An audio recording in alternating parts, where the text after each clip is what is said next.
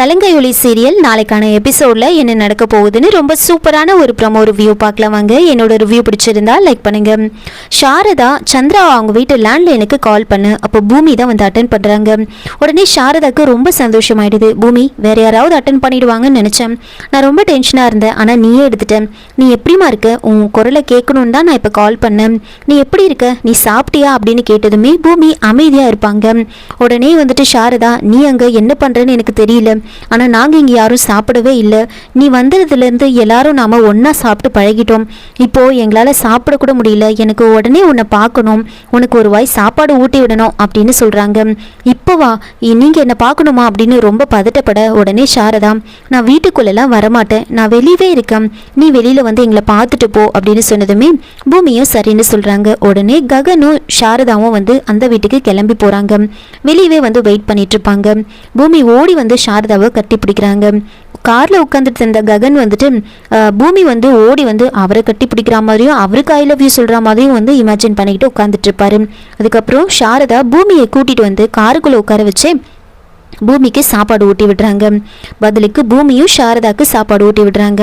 சாரதா காரை விட்டு இறங்கினதுக்கு அப்புறமா பூமி கிட்ட ககன் வந்து கேட்குறாரு, பூமி நான் சொன்னதுக்கு நீ எந்த பதிலுமே சொல்லலையே, நான் வந்து உன்னை காதலிக்கிறேன், உனக்கும் என் மேலே அந்த மாதிரி ஃபீலிங்ஸ் இருக்கா, உனக்கும் என் மேலே இஷ்டமா அப்படின்னு நீ எதுவுமே சொல்ல மாட்டேறியே, ஏன் நீ அமைதியாக இருக்க, தயவு செஞ்சு உன்னோட பதிலை சொல்லு அப்படின்னு கேட்டுக்கிட்டே இருக்க. பூமி எந்த பதிலும் சொல்ல மாட்டாங்க, அமைதியாக இருப்பாங்க. காரை விட்டு இறங்கி பூமி அங்கேருந்து போயிடுவாங்க. சாரதாவும் ககனும் அங்கேருந்து போனதுக்கப்புறமா பூமி கிட்ட அப்ருவா வந்து கேட்குறாங்க. இதெல்லாம் வந்து அவங்க பார்த்துட்டு இருப்பாங்க. பார்த்துட்டு பூமி கிட்ட வந்து கேட்குறாங்க, என்ன நீங்கள் எப்படி இருக்கியோ, என்ன நீ சாப்பிட்டியோ இல்லைன்ட்டு ஓடி வந்து உனக்கு சாப்பாடெல்லாம் ஊட்டி விட்டுட்டு போகிறாங்களா, இல்லை நீ அந்த சந்திராவோட பொண்ணுன்னு தெரிஞ்சு மொத்த சொத்தம் உனக்கு தான் வரப்போகுது அப்படின்னு தெரிஞ்சுக்கிட்டு இப்படி உன்னை பார்க்க வராங்களா அப்படின்னு வந்து அவங்கள நாய்ங்க அப்படின்னு சொல்லி ரொம்ப மோசமாக பேச உடனே பூமிக்கு கோவம் வருது. இங்கே பாருங்க, அவங்கள இப்படியெல்லாம் பேசுகிற வேலை வச்சுக்காதீங்க. அவங்களுக்கு வந்து நான் தான் அவரோட பொண்ணு அப்படின்னு கூட அவங்களுக்கு தெரியாது, அவங்க பாசத்தோடு இங்கே வந்து போகிறாங்க அப்படின்னு வந்து சொல்கிறாங்க. அவங்கள நாய்ங்கன்னு சொன்னதுமே பூமிக்கு ரொம்ப கோவம் வரும். அவங்க ஒன்றும் உங்களை மாதிரி கிடையாது, உங்களை மாதிரி சொத்துக்காக அக்காவையே கொலை பண்ணவங்க அவங்க கிடையாது, உங்களை மாதிரி கொடூரமானவங்க யாரும் இருக்க மாட்டாங்க அப்படின்னு பேசினதுமே அபூர்வாக்கு பயங்கரமாக கோவம் வந்து பூமியை பலார்னு அரைகிறாங்க. இங்கே பாரு, நீ வந்து அடங்கி போகிற இடத்துல இருக்க, நான் என்ன பேசினாலும் நீ அமைதியாக கேட்டுக்கிட்டு தான் போகணும், இப்படி பதிலுக்கு பதில் பேசக்கூடாது, நீ வந்துட்டு இதுக்கு மேலே ஏதாவது பேசின இந்த வீடியோவை நான் போட்டு காமிச்சிடுவேன் அப்படின்னு அதை பற்றி மிரட்டிக்கிட்டே இருப்பாங்க. நான் சொல்கிற மாதிரி நீ செஞ்சு தான் ஆகணும் அப்படின்னு சொல்லிட்டு போகிறாங்க. கொஞ்ச நேரத்தில் பூமி என்ன பண்ணுறாங்கன்னா சோபா சந்திராவோட ஃபோட்டோ முன்னாடி அப்படியே வந்து டான்ஸ் வந்து ஆடுறாங்க. இந்த சத்தத்தை கேட்டு சந்திரா ரொம்ப ஆர்வமாக எந்திரிச்சு ஓடி வராரு. அப்போது ஷோபா கொஞ்சம் நேரம் பேசினதுக்கு அப்புறமா சந்திரா வந்து சொல்கிறாங்க, ஷோபா நம்ம 2 பேருக்கும் பிறந்த பெண் குழந்தை ஒன்று இருக்குன்னு சொன்னல, எப்போ என்னை தேடி வரும், அவள் எங்கே இருக்கா அப்படின்னு ரொம்ப ஆர்வமாக அதை பற்றி கேட்க, அவள் வர வேண்டிய நேரத்தில் கரெக்டாக வருவா அப்படின்னு சொல்கிறாங்க. நீ என்ன தெய்வமாக நினைக்கிறல்ல, ஆனால் நான் தெய்வம் கிடையாது, அபூர்வா தான் தெய்வம் அப்படின்னு சொல்லி அபூர்வாவை பற்றி ஆஹா ஓஹோன்னு அப்படியே பேசுகிறாங்க பூமி. அதுக்கப்புறம் கொஞ்ச நேரத்தில் வந்துட்டு நான் சொல்கிற மாதிரி நீ செய்வியா அப்படின்னு கேட்க, கண்டிப்பாக செய்வேன், நீ என்ன சொன்னாலும் நான் செய்வேன் அப்படின்னு சொல்ல, அப்போது மொத்த சொத்தையும் அபூர்வா பேரில் எழுதிடு அப்படின்னு வந்து சொல்கிறாங்க. உடனே சந்திரா கிட்ட வந்து கேட்குறாங்க, பூமி எழுதிடுவியா அப்படின்னு கேட்க, உடனே அவங்க வந்துட்டு சந்திரா என்ன சொல்கிறாங்கன்னா, கண்டிப்பாக எழுதுறேன், நீ சொல்லிட்டேன்னா நான் கண்டிப்பாக வந்து அதை பண்ணிடுவேன் அப்படின்னு சொல்ல, உடனே வந்து சொல்கிறாங்க எழுதக்கூடாது அப்படின்னு சொல்கிறாங்க. உடனே அபூர்வாக்கு ஒன்றுமே புரியல.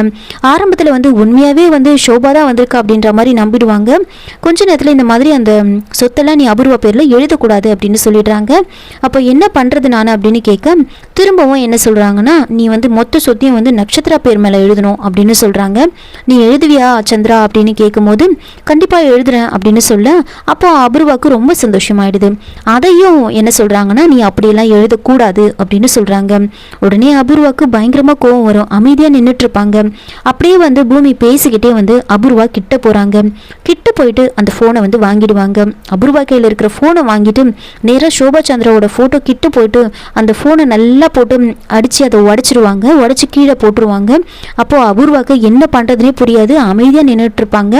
அதுக்கப்புறமா பூமி நேராக வந்துட்டு சந்திரா கிட்ட வந்து சொல்கிறாங்க, இந்த மாதிரி வந்து அந்த டான்ஸ் காலேஜுக்கு வந்து உங்ககிட்ட வந்து டொனேஷன் கேட்டாங்கல்ல, நீ வந்து அதுக்கு டொனேஷன் கொடுக்காம அதை மொத்தமாகவே வந்து நீ தான் வந்து கட்டி கொடுக்கணும், நீ அதை கண்டிப்பாக கட்டி ஆகணும் அப்படின்னு வந்து சொல்கிறாங்க. அதுக்கும் சந்திரா வந்து சரி நான் அப்படியே பண்ணுறேன், நானே வந்து அதை கட்டுறேன் அப்படின்னு வந்து சொல்லிடுவாங்க. அதுக்கப்புறம் திரும்பவும் பூமி என்ன பண்ணுறாங்கன்னா, நான் இப்போ ஒரு ரகசியத்தை வந்து சொல்லணும்னு நினைக்கிறேன், என்னோட மரணத்தை பற்றி ரகசியம் வந்து சொல்ல போகிறேன், நான் வந்து இந்த நாட்டிய கலையால் நான் வந்து சாகலை அப்படின்னு வந்து சொல்கிறாங்க. உடனே அபூர்வாவுக்கு ரொம்ப பயம் வருது. நான் இந்த நாட்டிய கலையால் சாகலை அப்படின்னு சொன்னதுமே அப்போ என்னதான் நடந்துச்சு அப்படின்னு கேட்கும்போது, அதுக்கான ஒரு சரியான நேரம் வரும்போது நானே சொல்கிறேன், ஆனால் ஒன்று மட்டும் தெரிஞ்சுக்கோ, இந்த நாட்டியத்தால் நான் வந்து சாகலை அப்படின்னு வந்து சொல்லிட்டு அப்படியே வந்து கொஞ்ச நேரத்தில் பூமி வந்து மயங்கிடுவாங்க. அபூர்வாவுக்கு என்ன பண்ணுறதுனே புரியல, ரொம்ப வந்து டென்ஷனாக இருப்பாங்க. ஒரு பக்கம் உண்மையாகவே சோபா சந்திரா தான் வந்துட்டாலோ அப்படின்ற மாதிரி அவங்களுக்கு வந்து ஒரு பயம் வந்திருக்கும்.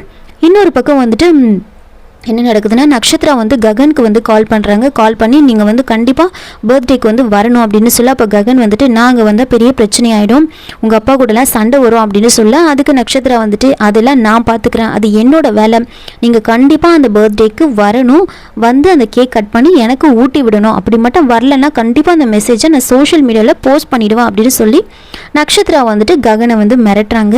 இதோட இந்த ப்ரோமோ வந்து முடிச்சிருக்காங்க. என்னோட ரிவ்யூ பிடிச்சிருந்தா லைக் பண்ணுங்கள், மறக்காமல் சப்ஸ்கிரைப் பண்ணுங்கள். தேங்க்யூ.